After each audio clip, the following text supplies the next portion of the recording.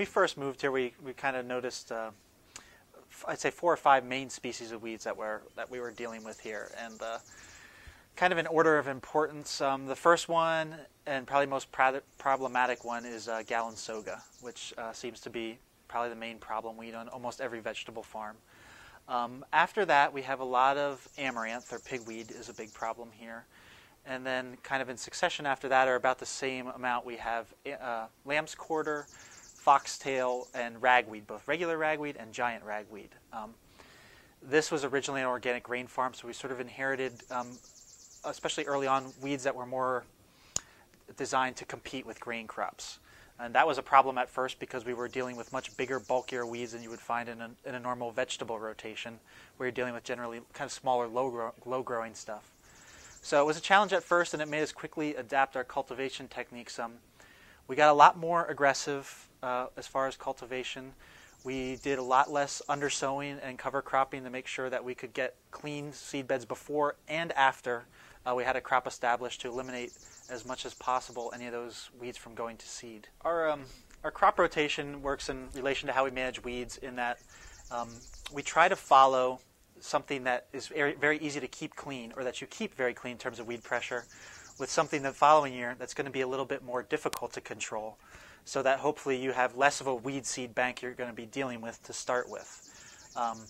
Maybe an example of that would be taking something that maybe was a black plastic for a season where there's really very limited weed pressure, and then following that up the following year with maybe our spring greens and spring roots, which are always our most difficult crops to control. And the other thing we do in terms of rotation or land use that limits the amount of weed seed that we get is that we use every area or every bed on our farm only once a season. So kind of having long fallow periods is really helpful in reducing weed seed pressure. That once a crop is done, whether it be even spring radishes, when those radishes have all been picked, that bed is tilled under and cover cropped and won't be used again to the following year.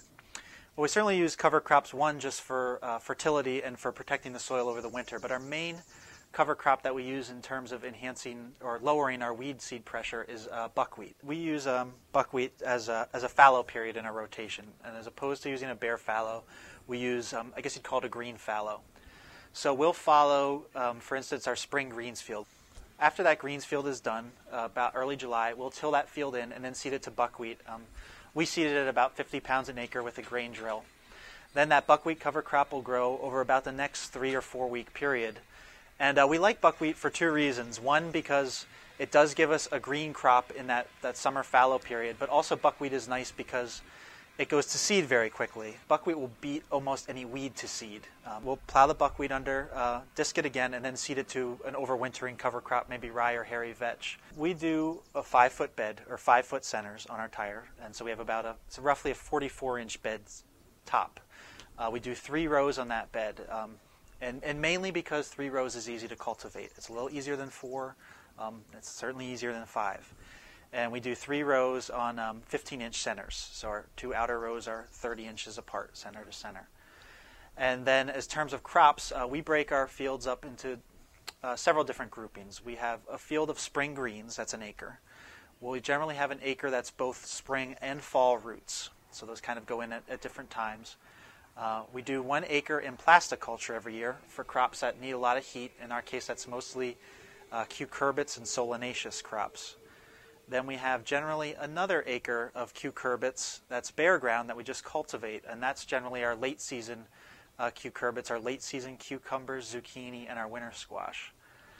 Beyond that, we have another acre of fall greens, and again, that's leafy greens, and also brassicas, such as cabbage and broccoli, are generally in that group.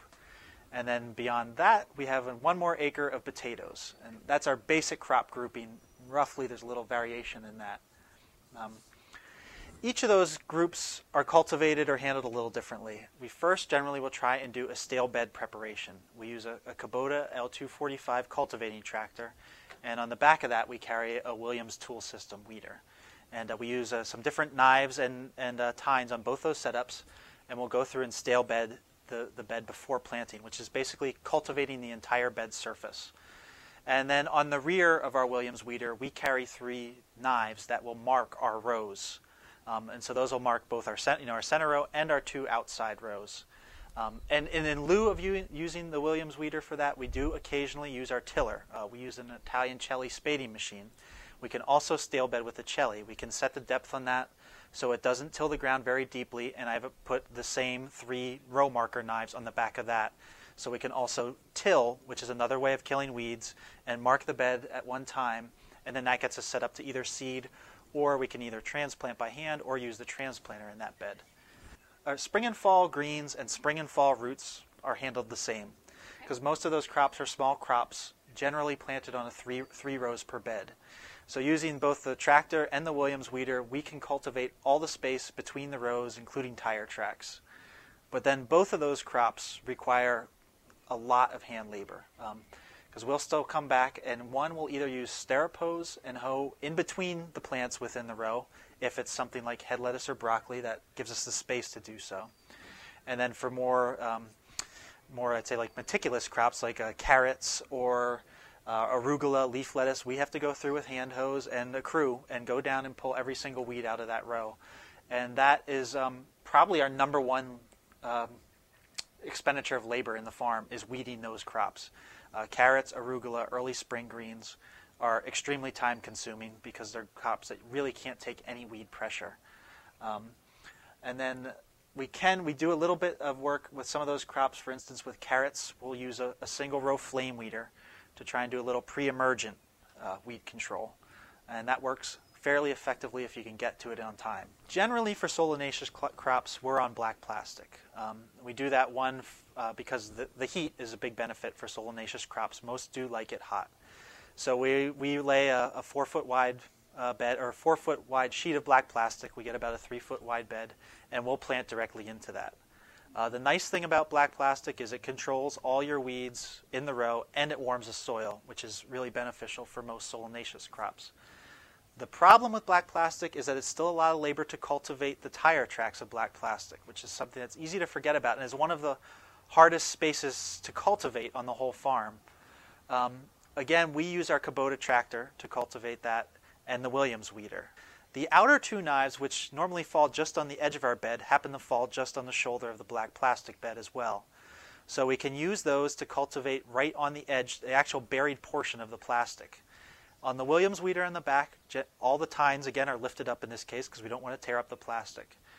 We have 2 track sweeps that take out the area directly in the tire tracks.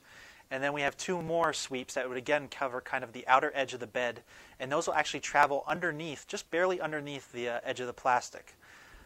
It does a real good job, at least in good conditions, of cultivating in between the rows. And then we will sometimes follow that, if we have time, with straw mulch. It depends on the crops. Generally we'll do that in tomatoes and peppers because those are in a long time, and once they get tall, there's no way to drive over them and cultivate them anymore. We do cucurbit crops both on black plastic and on bare ground. Black plastic is the same cultivation operation as our solanaceous crops. On bare ground, we'll again use our Kubota tractor and our Williams weeder. Prior to planting, we'll do a stale bed treatment, and then we'll mark our row or transplant with a transplanter a single row in the middle of the bed. Then, about a week or 2 later, we'll come back and do our first cultivation. Again, I can have the same knives I have in the belly of my Kubota as I always do, because those again get close to both the middle row and the outer 2 rows without ever disturbing the soil in any of the rows. We can put those knives down the belly and get nice and close to the rows of the cucurbits, drive really fast, and actually throw a fair amount of soil onto the crop. And then on the Williams weeder in the back, I'll configure my knives. We use some special knives that you can purchase for the Williams weeder that are a 13-inch long pumpkin knife. And they work as a really nice long-bladed hoe where they can actually reach from 13 inches outside the center of the row underneath the crop right up to the root ball.